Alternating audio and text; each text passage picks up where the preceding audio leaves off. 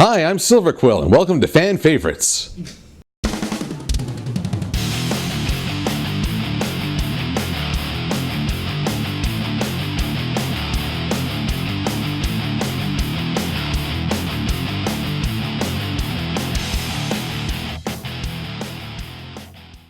Greetings, everyone. You know, as much as I love conventions, it's not just a show that has to be good to keep it going. It also takes a dedicated fan base. So welcome to Fan Favorites, where I'm going to be interviewing people who are known within various fandoms. So welcome my first guest from the Brony Fandom, Silver Quill. Silver, thank you so much for joining me. Oh, thanks for having me. Now, what actually got you started in your journey here in the Brony Fandom?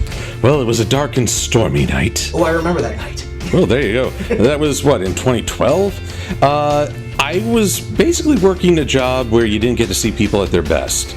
And I would go home and decompress by just watching some online stuff, Red vs. Blue, Yu-Gi-Oh! Bridge. Yeah. And all of them were mentioning My Little Pony. I was like, isn't that the show I totally didn't watch when I was a kid because Mask and Thundercats was on? I'm manly. I had two sisters growing up. My Little Pony was in the house, and we're talking old school. Ah, there we go. Yep. I remember G1. I remember the Smooth song most of all. Oh, yeah. Because nothing can stop the Smooths. That one. So I watched the first season in short, three episode bursts over the course of a week. I was like, this is a lot of fun. And in time, I started to look at what the fans created. I looked at more of the content, and I just really fell in love with the creativity. I almost forget to say, there was also a retrospective by Chad Rocco, then of That Guy with the Glasses. Oh, okay. And he it was a very good retrospective and a summary of the first season. Now, didn't you also thought about getting involved with Digimon as well? Oh, I had been involved with Digimon. Really? I'm old enough that I was involved with Digimon when it was first coming out, you youngin'. In fact, that one I participated in the message boards, but I was mostly my big contribution there was writing a story called Walkabout under the screen name Silver. Oh, okay. And that was at least 20 years ago. Mere, you kids today. Hey, I'm not that much younger than you. You're young enough. I'm 34, dude. Whoop de freaking dude. Oh, let's look at the 34-year-old. Oh, come on. You're only what, 37? I love you.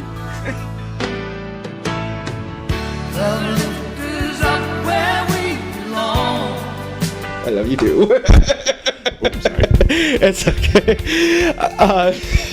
Knock it off. Hey, okay, true story. I'm with a friend at MLP MSB, Minneapolis. Yeah. And she's like, oh, so wait, how old do you think I am? 45? I did not let her live that down for the rest of the night. I'm sorry, my 45-year-old ears can't hear you. Oh, it's right through the heart. Now I've seen a lot of your videos, and it's not just stuff about the show itself. You also do stuff about the comics as well, right? Oh yeah, I've enjoyed the comics. Not a lot of people talk about them. That kills me too, because the comics and the chapter book series are worth reading. Well, I mean, the chapter books, it's sort of funny. Like, the comics are fun for all ages, I think. The chapter books, not bad stories, but they're written for a much younger audience. I can finish them in 5 minutes. And I'm at a point where if I pick up a book, I really want to have to chew through it a little longer. So just what can I say? So I'll read My Little Pony comics, but then I'll reread Ender's Game, or if I really want to rip my heart out, I could start reread A Song of Ice and Fire, Game of Thrones. Oh, of course. Yeah, how many gut checks will that have? Now, have you thought about venturing out to any other fandoms as well, making content about that? Not necessarily in terms of other fandoms, but there are a lot of shows and genres I'd like to talk about, including looking back at some older 80s, and maybe trying to get in touch with...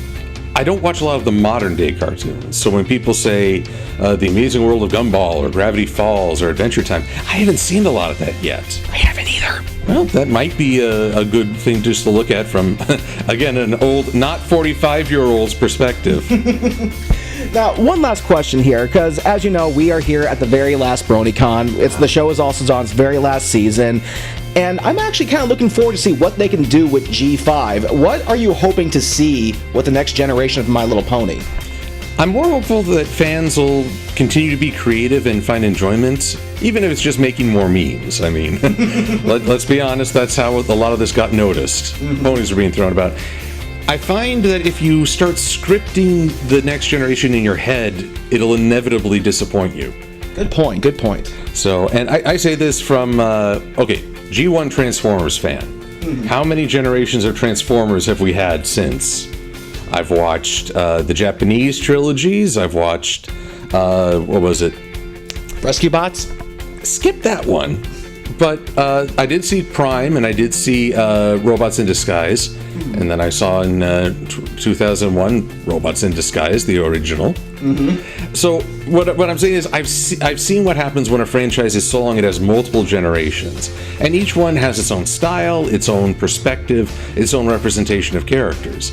I mean, compare G1 Optimus Prime versus Transformers Animated Optimus Prime.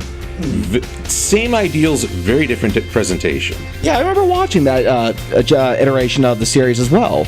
So I'm hoping for more of the same.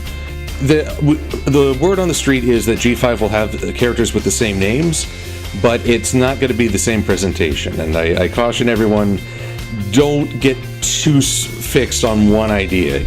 It's fun to be surprised. Yeah, personally, one thing that I actually would like to see them do is to take the best elements of the previous generations to make the fifth one. So with the first one, the fact that human beings could actually visit this magical world. So put that in there. G2, or My Little Ponytail, as I count that as G2, is the fact that the main cast consisted of both men and women. So bring that in there. G3... We don't talk about G3. G4, everything else. The best element you can bring from G3 is not talking about it. Sadly, me and my friend Evan have to sit through a lot of that stuff. Why? Do you want to tell the story? Do I want to tell the story? I mean, like, an entire theme song that can tell the story. I mean, like... Ooh, a theme song. Yeah, I'll tell you what, we'll show you the theme song, then get your reaction here afterwards. You know what, let me just say right now. In the...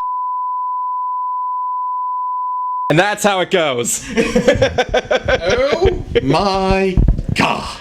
Yeah, and the sad thing is that neither him nor I can be under the influence when we do this kind of stuff. Oh dear. Yes, It's probably for the best. Yeah, no kidding. All right, Silver, thank you so much for being part of this interview. And until next time, guys, I'll see you at the con. We go to bed now.